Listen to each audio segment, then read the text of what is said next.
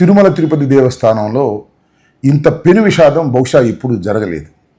ఒకరు కాదు, ఇద్దరు కాదు, 6 ఇప్పటికీ మరణించారు. అనేక మంది అస్వస్థత గురి అయ్యారు, ఆసుపత్రి పాలయ్యారు. ఆసుపత్రిలో కూడా సరి అయినటువంటి వైద్యం అందటం లేదని ప్రజలు గగ్గోలు పెడుతున్నటువంటి సందర్భం. తిరుమల తిరుపతి దేవస్థానానికి రద్దీ ఏమీ కొత్త కాదు. దినదినం రద్దీ పెరుగుతూ ఉంది. ప్రతి సంవత్సరం భక్తులు విపరీతంగా పెరుగుతూ ఉన్నారు, దర్శనానికి వస్తున్నారు. ఇలాంటి సందర్భంలో గత ప్రభుత్వాలు, గతంలో ఉన్నటువంటి ఈవోలు, చైర్మన్లు అనేకమైన సంస్కరణలు తీసుకొచ్చి భక్తులకు తొందరగా దర్శనం సునాయాసంగా అందేందుకు సకల చర్యలు తీసుకున్నారు, సకల చర్యలు తీసుకుంటూ ఉన్నారు. అయితే ఇక్కడ గమనించవలసినటువంటి అంశం ఏమిటయ్యా అంటే, వైకుంఠ ఏకాదశి సందర్భంగా వైకుంఠ ద్వార దర్శనానికి చాలా ప్రాముఖ్యత ఉంది. చాలా పవిత్రమైనటువంటి దర్శనము అది అని భక్తులు భావిస్తారు. అందువల్ల ఆ రోజున వైకుంఠ దర్శనానికి పెద్ద ఎత్తున ప్రజలు తరలి వచ్చేటటువంటి కార్యక్రమం కనిపిస్తూ ఉంది. గతంలో కూడా చాలా రికమెండేషన్లు కూడా ఉంటాయి. వైకుంఠ ఏకాదశి సందర్భంగా వైకుంఠ ద్వార దర్శనానికి మమ్మల్ని తీసుకువెళ్ళండి అని మేము మంత్రులుగాను శాసనసభ్యులుగాను ఉన్నప్పుడు మా మీద చాలా ఒత్తిడి ఉండేది. నాకు బాగా గుర్తు, నేను శాసనసభ్యుడిగా ఉన్నప్పుడు లెటర్ రాసి పంపిస్తాను, ధర్మారెడ్డి గారు మీరు ఒక 5 దర్శనం ఇవ్వండి అంటే నిర్మోహమాటంగా చెప్పారు, మీరు వస్తే తప్ప లెటర్కు నేను దర్శనాలు ఇవ్వను, ఇది చాలా రద్దీ సమయం, ఇది మాకు చాలా టెన్షన్తో కూడుకున్నటువంటి అంశం అని ఖరాఖండిగా చెప్పారు. మంత్రిగా ఉన్నప్పుడు కూడా నేను స్వయంగా వస్తే తప్ప దర్శనాలకు ఎలవ్ చేయను అని ఆ రోజు ధర్మారెడ్డి గారు చెప్పినటువంటి మాట నాకు ఈరోజు గుర్తొస్తుంది.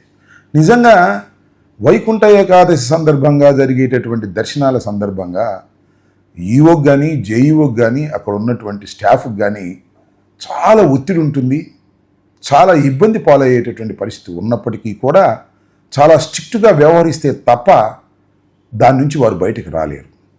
ఇది వాస్తవంగా ఉన్నటువంటి పరిస్థితి.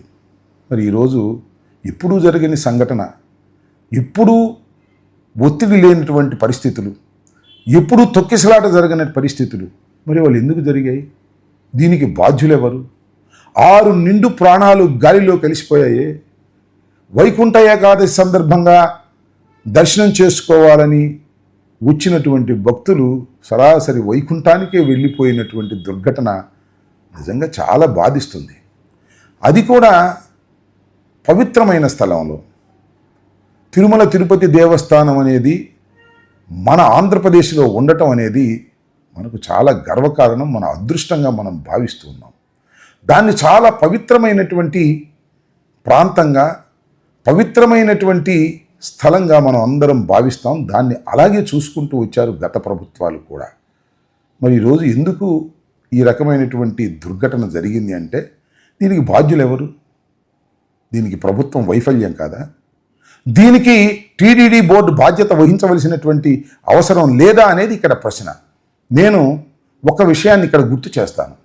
ఇవాళ టీటీడీ బోర్డు భక్తులకు మంచి సౌకర్యాలు కల్పించాలి, తిరుమల తిరుపతి దేవస్థాన పవిత్రతను కాపాడాలి అనేటువంటి ధ్యేయంతో ఉందా అనే ప్రశ్నకు నేను చెప్తున్నాను, అలా లేదు. ఇవాళ ఎలా ఉంది అని మీరు అడగొచ్చు. ఎలా ఉందంటే, కక్ష సాధించటానికి తిరుపతిని కేంద్రంగా చేసుకోవాలి అనేటువంటి ఉద్దేశంతో ఇవాళ ఈ ప్రభుత్వం నడుస్తున్నది. పాలన మీద దృష్టి పెట్టలేదు. ఒక విషయాన్ని చెప్తానండి, బిఆర్ నాయుడు గారిని చైర్మన్గా వేశారు. ఏ క్వాలిఫికేషన్ మీద వేశారు? ఎస్, ఆయనకున్న క్వాలిఫికేషన్ ఒక్కటే.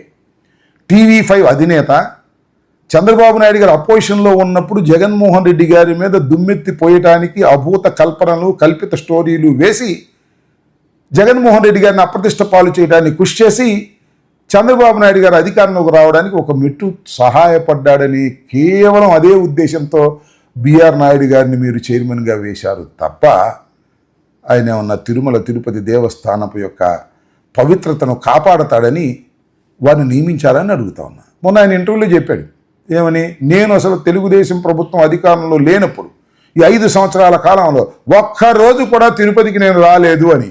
అంటే దాని అర్థం ఏమిటి? తిరుమల తిరుపతి దేవస్థానం వెంకటేశ్వర స్వామి మీద భక్తి కన్నా తెలుగుదేశం మీద భక్తి, అదేవిధంగా వైఎస్ఆర్ కాంగ్రెస్ పార్టీ మీద కక్ష నాకు ఉన్నాయి. అందువల్లనే చంద్రబాబు నాయుడు గారు నాకు ఈ సీటుని ఇచ్చారు అనేది ఆయనే చాలా స్పష్టంగా చెప్పారు. ఇకపోతే ఈఓ జేఈఓలు, అక్కడ ఉన్నటువంటి ఎస్పీలు, వారి నియామకాలు ఎలా జరిగాయి, వారు ఏం చేస్తున్నారు? కేవలం ఒక ఆధ్యాత్మిక కేంద్రాన్ని, ఒక పవిత్రమైనటువంటి కేంద్రాన్ని కక్షలు సాధించటానికి ఉపయోగించుకోవాలనేటువంటి దృక్పథంతోనే వారు నిరంతరం చంద్రబాబు నాయుడు గారి ఆదేశాల మేరకు పనిచేస్తున్నారనేది చాలా స్పష్టంగా మనకు అర్థమవుతుంది. నేను ఇవాళ మీరు అనుకోవచ్చు ఇవన్నీ రాజకీయాలు మాట్లాడుతున్నారు, ఒక పక్కన 6 మరణించినటువంటి సందర్భంలో అనే మాట.